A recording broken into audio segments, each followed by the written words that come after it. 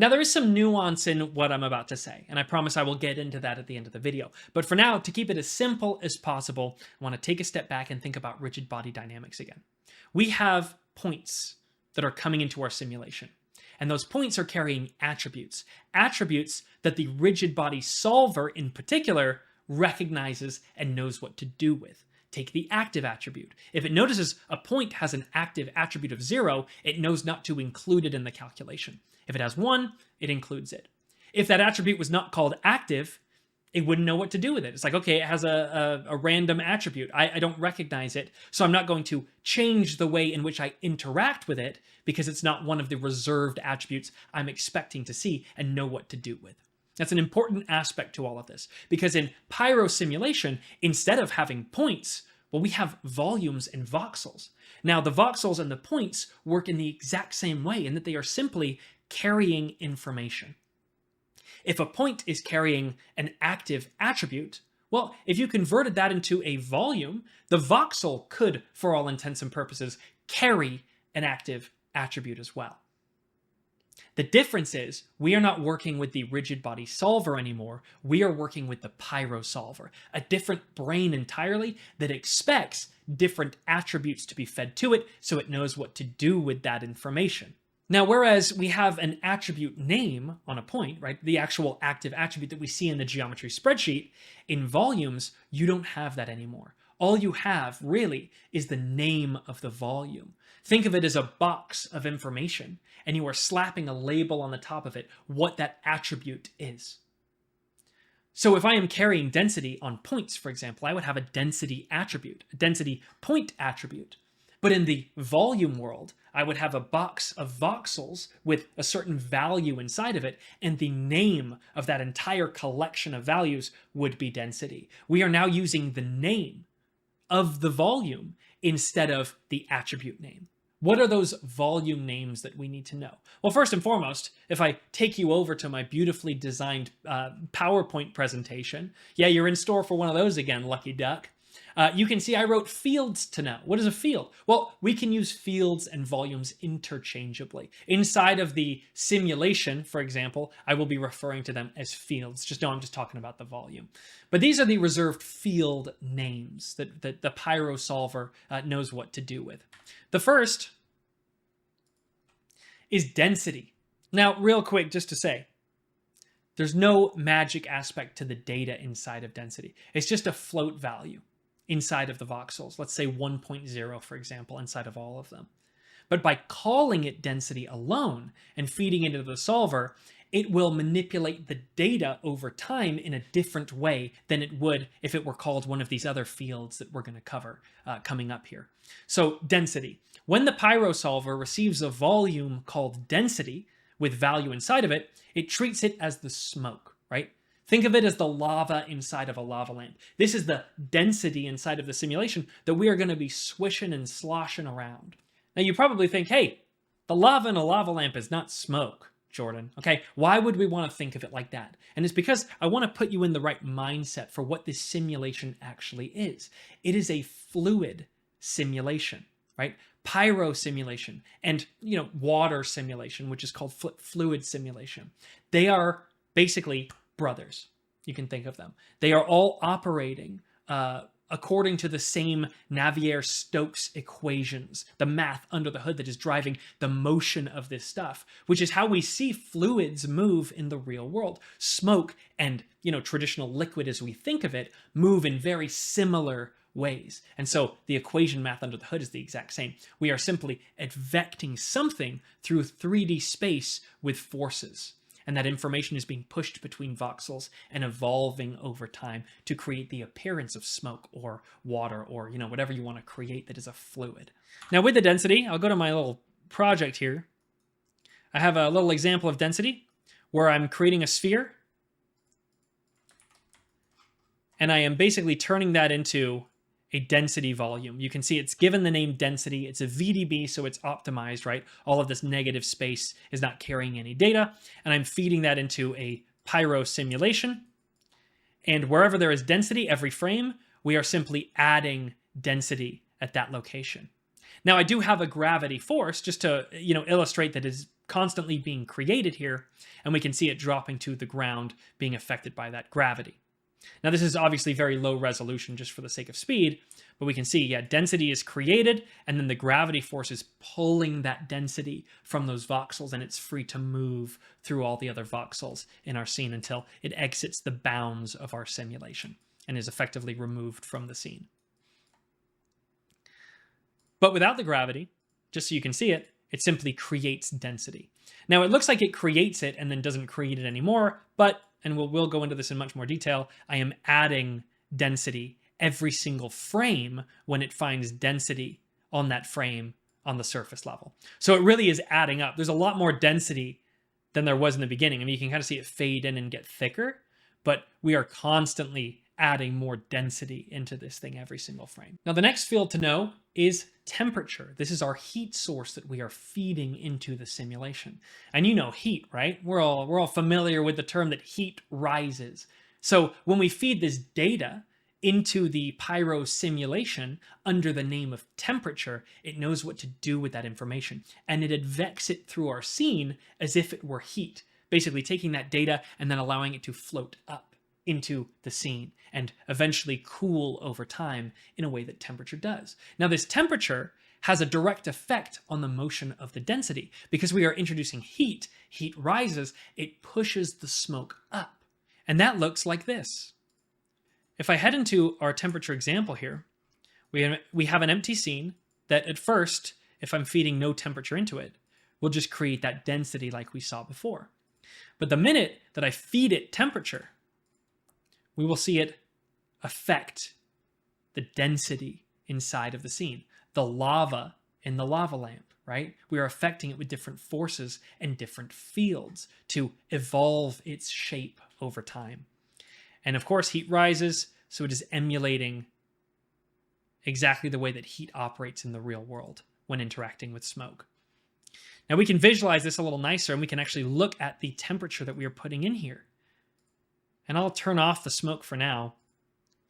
But as the data is loaded in, the solver understands, oh, this voxel data is temperature, so we should move it through the scene as if it were temperature. And it evolves over time and floats up and then starts to cool after a given amount of time.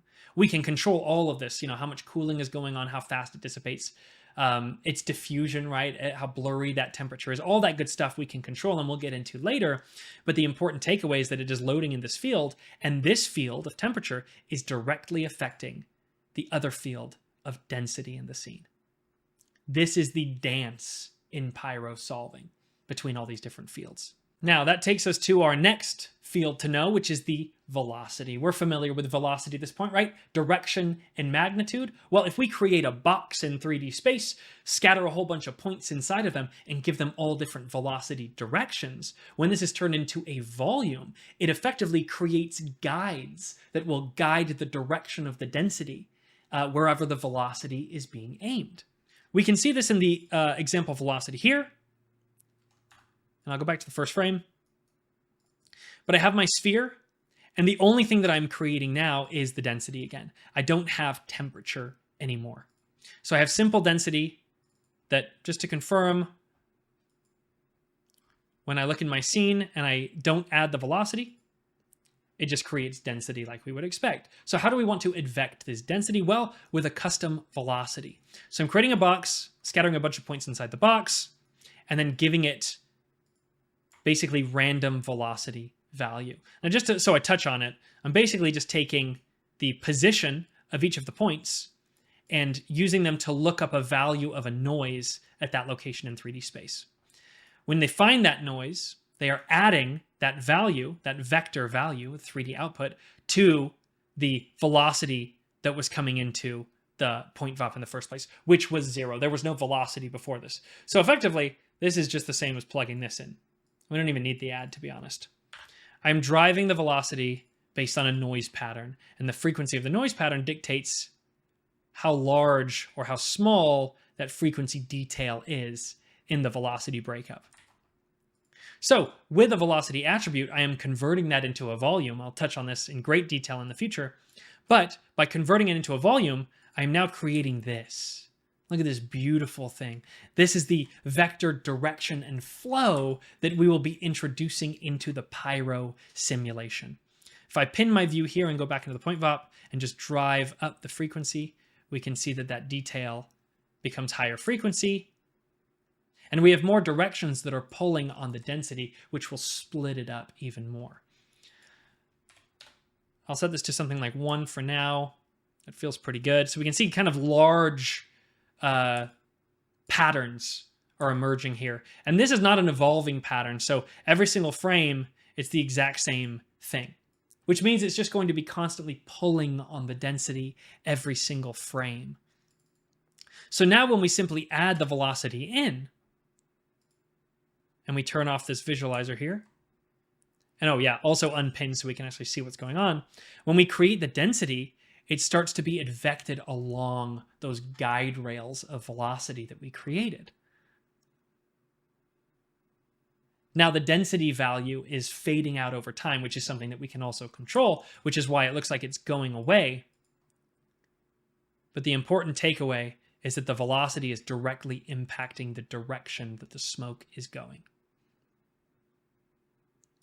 Now you combine the velocity and the temperature, well now you have a buoyancy and a velocity pull. So you get that combination of a turbulent candle flame or a turbulent bonfire or whatever it is. The combination of velocity and temperature together when affecting density is very powerful in breaking up the shape overall. But we're still just scratching the surface because we've also got flame. Now what the heck is flame? Well, flame is effectively the fuel in your simulation. It erodes over time and is shaded to be your fire in the render. But as a little bit of history in Houdini, this is a fairly new addition to the family. The way that this used to work is you would create a fuel source, a fuel field that you would feed into your simulation. When that fuel reached a certain temperature inside of the simulation, it would ignite and become a burn field. The burn field is effectively what the flame is now. Don't worry about that. The only reason I wanted to cover it is because we still use the term burn inside of Houdini, but burn and flame can be used interchangeably. Let's look at it to make a little more sense because I'm sure that was very confusing to hear. Inside of this example, the only field that I'm feeding in is the flame field. When the Pyro solver receives the flame field, it treats the data as if it were essentially fire in how it evolves in our scene. We can see as it moves up, it really is kind of flickering like a flame. Now, fun fact, by default, while it does evolve like a flame, and while we would still shade it to be essentially the fire in our simulation, if we wanted to have fire, it has literally no effect on any other fields in the scene. Now it can, but it doesn't by default. And we can kind of prove this if we create a box and a VDB from polygons. And this box is a fog VDB called density. We can feed that density into the simulation as well. Now maybe I'll start by just feeding in the density. And let's maybe move that box up. We'll make it a little bigger. Again, just for illustration. Right there. And by default, if we hit play, we get our density being created as we would expect.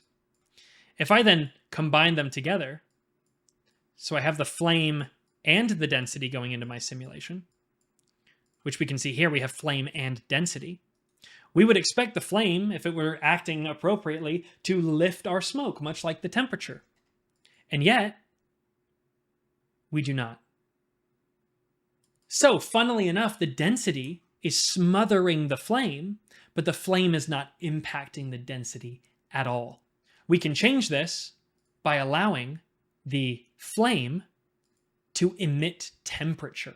Wherever there is now flame, there is new temperature introduced into our simulation. So now the flame emitting temperature can lift our smoke and have an impact on that density. But removing the density, we can also have the flame emit density too, right? By having the density emit from flame as well. So we can already have density in the simulation and simply source it in ourselves, but wherever we have flame, we can also choose to emit density. And now our flame is introducing both temperature and density. That's really powerful stuff there. Heading back over to the slideshow, the next thing is divergence. Divergence, the simple expansive or contractive force based on if you have positive or negative values. What this means is wherever there is divergence value, it pushes all the fields away from it. This is the expansion that you see in explosions, for example. If we head over to our divergence example, we can see that we are feeding in density, temperature, and divergence as separate fields. Now inside of the volume source here, I'm going to turn down the effect of the divergence entirely. And what we will see is density that is being lifted by temperature in the scene. Now divergence doesn't care about direction at all. It just wants everything to get away from it. It's the true curmudgeon of the Pyro simulation world. Get off my lawn energy out the wazoo here. So if we turn up the get off my lawn energy of the divergence, we will see, boom, everything moves away from it, right? The divergence that I'm feeding in is the exact same shape of this sphere. So all of this, while it is creating density and temperature, is also creating divergence, and it is pushing the density and temperature away from itself. So dramatic, aren't I? But yeah, since we continue to feed in divergence every single frame, that continues to push away the density and temperature that is also being sourced at this location, creating this raging comet appearance. But divergence, in its youth, was welcoming of all people, all kinds and creed. So if we go to a negative source scale instead, that divergence, that expansive force, becomes a contractive force and actually pulls in all the fields around it into like a black hole of force, basically. To show this a little better, I'm actually going to move just the divergence up away from the rest of the simulation. So we have density and temperature feeding in, and then a contractive force waiting for it above. And we see this. It gets sucked in to that force. And of course, the same is true. If we convert it back to a curmudgeon, it will, boom, push everything away from it as it enters its domain. Now, the divergence can be animated, right? Which is what you see in explosions, the initial boom push of everything away, and then the rest of the forces kind of just carry on from there. So we can feed in divergence and then simply cut off the supply, and then the simulation will continue to evolve without any new additional divergence being fed into it. So we got 5 down, but it looks like we got space for 4 more. These next 2 go together, so I'll kind of jump ahead a little bit and introduce our friend collision and collision vel. This is the collision and the collision velocity. The collision, we've worked with a bunch to this point. It's the SDF, right? The sign distance field volume that is simply measuring if there's a surface there or not. Should there be contact with a surface? But then there is collision velocity, which we haven't seen yet. This is a fog VDB. Basically, each voxel is containing a vector value of velocity, just like the velocity field. But this is tethered specifically to the motion of the collision field itself. That's really the only difference. So if we go to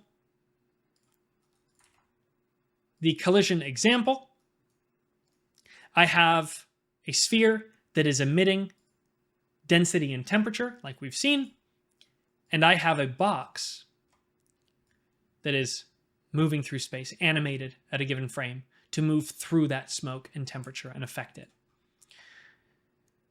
Now that box is being converted into a VDB right here, called collision. That is the name of the VDB that I'm using.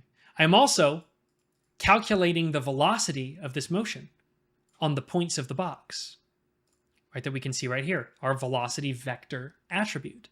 And I am converting that into a velocity volume. And I am using those both together and feeding them in to the merge with the density and the temperature. And then inside of the .NET, I'm simply pulling in them as well. So as I emit density and temperature and it moves in a way we expect, when that box moves through my scene, we will see it impacts the motion of both the temperature and density fields, right? Not only does it intersect, but it pulls all that information with it as that velocity is introduced. Now, without the collision velocity, we get something like this, which is a little funky looking. It's just the collision moving through the scene. Right? We see that it has an impact, but it is penetrating already existing density, and it is not really moving it out of the way with the velocity, so we get a little bit of a weird intersection when moving collision through without collision velocity. So it's important to pair them together. That said, though, if you did have a scene where instead of a moving box, you just have a static beam, for example, that you want to split the smoke, we don't need collision velocity at all. We'll turn it off, and we will only bring collision into the simulation. Now, because the collision geometry is not going to be intersecting already existing density, it will just kind of be there from the beginning. The density that comes into contact with it and the temperature will respect it and try to go around it instead, right? And we can see in the smoke object here, if I visualize my temperature, it is actually stopping the temperature too. We see it make contact as well. So all the fields are coming into contact with that collision object, which is affecting the flow of information inside of our simulation. Now, when it comes to collision volumes, this is kind of an interesting way of doing it, right? Creating a collision and a velocity volume and feeding them in through whatever the heck a volume source is and all that good stuff. So just know that Pyro simulation is just like every other simulation type when it comes to collision, in that we can use a static object instead. If I turn off my volume collision source, so we're no longer feeding in that collision information, and turn back on the density visibility, I will make active this static object, and I'm simply pulling in the VDB, right, of this collision object that I want, just like we did in the particle examples earlier on in this course. And now we will see, using the static object instead, we still have collision being respected across all the different fields. Super cool to see that. So just know you can do it either way. It's really up to you. Now this brings us to our second to last field that we're going to be covering, the sink. The sink is a field that can be used to remove field values from the simulation wherever you want inside of the 3D space. You can think of this as a literal sink removing fluid. Wherever this sink value exists in 3D space, it can be used to remove another field entirely. So if we go to the sink example, I basically have a setup where I've got a sphere that has density and temperature, as we've seen before, so we will see the buoyancy lift that density, but I have a box, a beam above it, the same collision beam we had before, but this time that beam is a sink field instead. And basically inside of the simulation, I'm saying wherever the sink volume exists and has value, remove the density, subtract it, right? And so when we see the simulation take place and we hit play, as soon as it hits that beam, it actually gets sucked out of the simulation entirely. There's no more value there. But we see where it was not impacted, that density continues to exist and float up in the scene.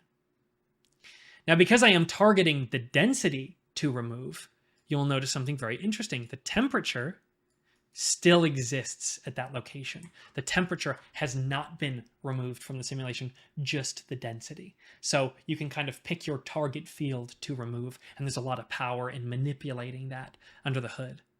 Now, the opposite of our sink is effectively our last field that we are going to cover, and that is the pump, where we can quite literally pump additional energy into our sim, like adding areas of additional velocity in the simulation, but only where the pump field exists, almost kind of like a mask in a way, which we can see in our last example here, the pump. I'll go back to the first frame, and I've got the usual suspects. I've got density and temperature being fed in, but I also have this field right here, which is my pump field, and I have also created another velocity field here that exists everywhere in my scene, right? This is already overlapping where my sphere is on the first frame. My sphere is right here. So without the pump volume, if I just feed in the velocity itself, well, let's take a look at what happens. if I am just feeding in velocity and not worrying about the pump, so let's just turn this down, we can see that wherever my density and temperature is created, it is being advected along that velocity attribute.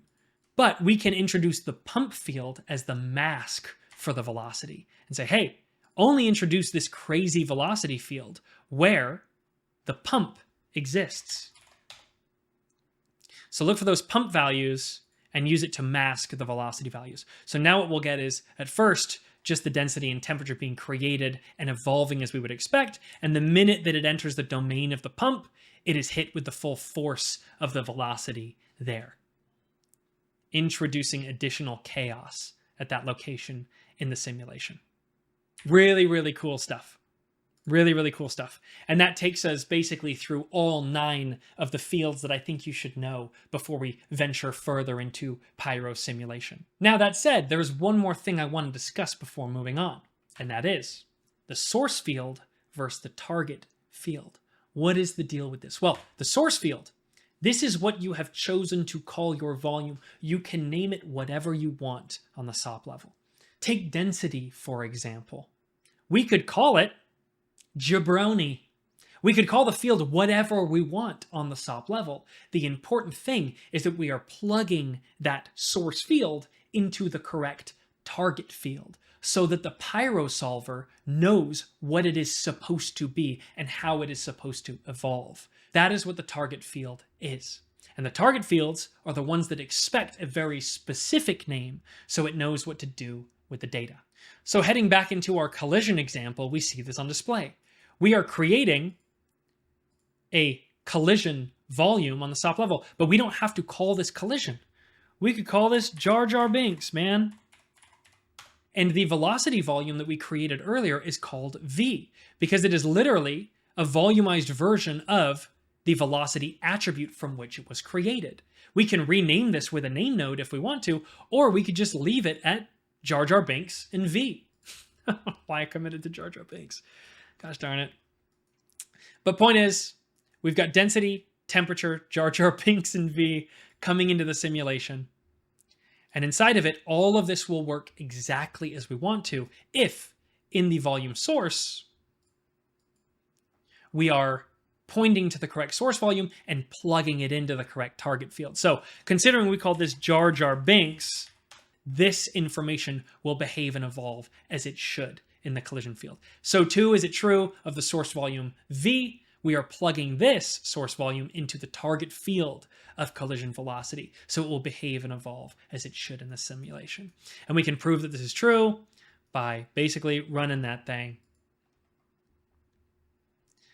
And I believe I still have the beam in the middle, but sure enough, the density and temperature is coming into contact with the Jar Jar Binks source field because it's plugged into the collision target field. Now that we've gotten our whirlwind introduction to fields out of the way, I think we are equipped to start building our first smoke simulation from the ground up. So that's what we're going to do next.